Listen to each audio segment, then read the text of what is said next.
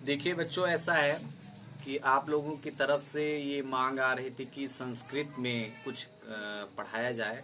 तो संस्कृत में काव्य जो है, जो कि बहुत महत्वपूर्ण है, सुभाष रत्नानी। तो जिसको आज हमने टॉपिक चुना है, तो आप लोग इसको पढ़ें, सुने और जानें।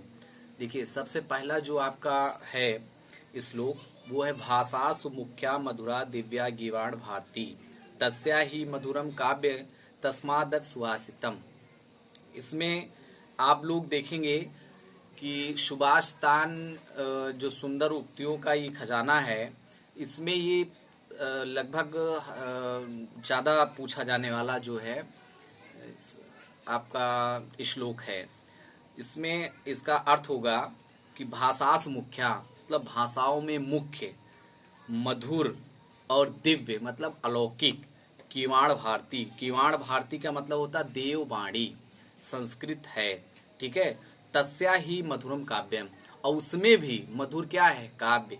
और काव्य तस्मादत सुभाषितम, और उसमें भी जो है ज्यादा सुंदर, या आप कह सकते हो कि ज्यादा अच्छा जो है वो सुंदर वचन है, मतलब सुभाष तानी है। अगला है सुखार्थिना कुतु विद्या कुतु विद्यार्थिना सुखम। सुखार्थी व त्यजेत विद्या विद्याम विद्यार्थी व त्यजेत सुखम। मतलब इसका अर्थ आप लोग देखिए, कह रहे हैं कि सुखार्थिना कुतो विद्या, जो सुख चाहने वाले हैं उनको विद्या कहा, और कुतो विद्यार्थिना सुखम, और जो विद्या चाहने वाले हैं उसको सुख कहा, ठीक है। और सुखार्थी व त्यजेत विद्या, मतलब जिनको सुख चाहिए उनको विद्या छोड़ देनी चाहिए। और विद्यार्थी व त्यजेत सुखम, और विद्यार्थी को सुख का परित्याग कर देना चाहिए। मतलब अगर आपको विद्या चाहिए तो सुख को छोड़ दो, अगर सुख चाहिए तो विद्या को छोड़ दो। क्योंकि सुखार्थी जो हैं, सुख को चाहने वाले हैं या आरामदेह जो है, उनके लिए विद्या का प्राविधान हमारे शास्त्रों में नहीं है, ठीक है। अगला है जल बिंदु निपातेन क्रमशः पुण्यते घटा सह हेतु सर्व विद्यानाम धर्मस्य चा धनस्य चा। कह रहे हैं कि जिस प्रकार से जल बिंदु निपातेन मतलब जल की बूंद बूंद से घड़ा भर जाता है, एक एक बूंद से पूरा घड़ा भर जाता है।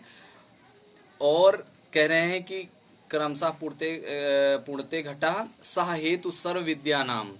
कह रहे हैं कि यह समस्त विद्याओं, यही हाल जो है समस्त विद्याओं का है, धर्म और धन का कारण है।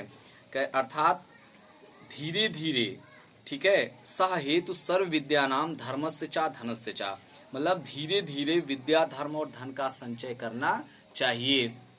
क्योंकि अचानक से आई हुई विद्या, अचानक से आया हुआ धर्म और अचानक से आया हुआ धन, ये तीनों चीजें अस्थायी नहीं होती हैं। इसलिए हमें जैसे एक एक बूंद से घड़ा भरता है, ठीक उसी प्रकार इसका हमें अर्जन करना चाहिए। अगला है काव्य शास्त्र विनोदेन कालो गक्षत धीमताम व्यसनेन चा मूर्खाणाम निर्दया कलहेन वा। कह रहे हैं कि जो काव्य शास्त्र विनोदेन, जो बुद्धिमान लोग होते हैं वो अपना समय कहाँ व्यतीत करते हैं, काव्य शास्त्र के चर्चा में जो आनंद की अनुभूति होती है उस आनंद में अपना जो है समय बिताते हैं। और इसके विपरीत कालो गक्षत धीमताम, इसके विपरीत जो है, जो मूर्ख लोग होते हैं वो अपना समय कहाँ व्यतीत करते हैं, व्यसनेन चा मूर्खा नाम निद्रया कलहेनवा। कह रहे हैं कि वो व्यसन में मतलब बुरे आचरण या बुरे कर्मों में अपना समय व्यतीत करते हैं, निद्रा और निद्रा में, और कलह में, जो उनका समय बचता है वो कलह में अपना समय बर्बाद करते हैं। फिर से इसको एक बार देख लो कि काव्य शास्त्र विनोदेन कालो गक्षत धीमताम, जो बुद्धिमान लोग होते हैं वो अपना समय काव्य शास्त्र की चर्चा से उत्पन्न आनंद की प्राप्ति जो होती है उसमें अपना समय व्यतीत करते हैं। कालो गच्छत धीमताम, जो दुष्ट लोग होते हैं इसके विपरीत उनका समय कहाँ व्यतीत होता है, व्यसनेन मतलब व्यसन मतलब जैसे जुए खेलना, ताश खेलना या जो अन्य बुराइयां हैं उसमें अपना समय बर्बाद करते हैं। और अगला जो उनका जो समय बर्बादी का कारण होता है वो निद्रा होता है, और जो शेष समय बचता है वह कलह में अपना समय बर्बाद करते हैं। ठीक है। अब अगला जो है वो न चौर्यहारम न राज्यहारम न भ्रातृभाजम न च भारकारी वे कृते वर्धते नित्यम विद्याधनम सर्वप्रधान प्रधानम। इसको लगभग सब लोग इसका अर्थ जानते होंगे, फिर भी आप इसको एक बार सुन लीजिए ध्यान से। जो विद्या रूपी धन है, न चौर्यहारम, ना वो चोर के द्वारा चुराई जा सकती है, ना राज्यहारम, और ना तो सरकार या राजा के द्वारा उस पर कोई अतिरिक्त कर या टैक्स या फिर उसको हरण उसको ले नहीं सकता है। ठीक है। और अगला है ना भ्रात भाजम न च भारकाई, और जब भाइयों के बीच में संपत्ति का बंटवारा होता है तो विद्या रूपी धन जो होता है उसका बंटवारा नहीं होता। जो आपके पास ज्ञान है, जो आपके पास विवेक है, जो आपके पास डिग्री है, वह आपके ही काम आती है, आपका भाई उसको ले नहीं सकता, उसको बांट नहीं सकता है। और न च भारकारी, और सबसे विशेष बात है कि आपके अंदर जितना ज्ञान आता है उतने ही आपके चेहरे पर निखार आता है, उसमें कहीं से आपके ऊपर भार महसूस नहीं होता है, बल्कि चेहरे पर एक अलौकिक तेज बढ़ता चला जाता है। व्यय कृते वर्धते नित्यम, और यह धन एक इसकी सबसे बड़ी विशेषता है कि आप जितना व्यय करोगे उतना ये वृद्ध होती चली जाएगी, मतलब वो बढ़ता चला जाएगा। विद्या धनम सर्वधनम प्रधानम, विद्या रूपी धन सभी धन में जितने भी धन संसार में बताए गए हैं उन सब में प्रधान है, क्योंकि यह व्यय करने से बढ़ता है और धन व्यय करने से घटता है, लेकिन यह संचय से घटता है, व्यय से बढ़ता है। और बाकी विशेषता तो मैंने बता दिया कि न चोर चुरा सकता है, न राजा इसको हरण कर सकता है, न भाई बांट सकता है, और न तो ये भार आपको महसूस होगा। चलिए इसका हो गया। अगला है परोक्षे कार्य हंतारम प्रत्यक्षे प्रियवादिनम वर्जते तादृशम मित्रम विस्कुंभम पयो मुखम। कह रहे हैं जो पीठ पीछे कार्य को बिगाड़ता है, मतलब जो आपके पीठ पीछे आपकी निंदा करे, आपका कार्यों में बाधा पहुंचाए, और साथ में क्या परोक्षे कार्य हंतारम प्रत्यक्षे प्रियवादिनम, और आपके सामने मीठा मीठा बोले, आपको ये एहसास ना होने दे कि वह आपका अहित चाहता है।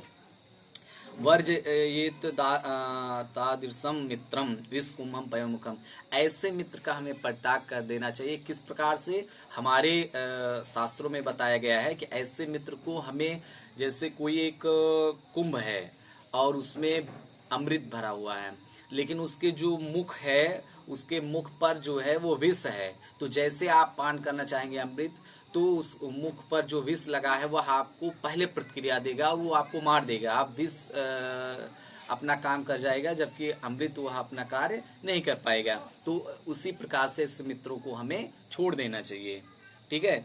और अगला है उदेत सविता ताम्र अस्ताम एवस्तमेति चा संपत्तो चा विपत्तो चा महतो काम रूपता।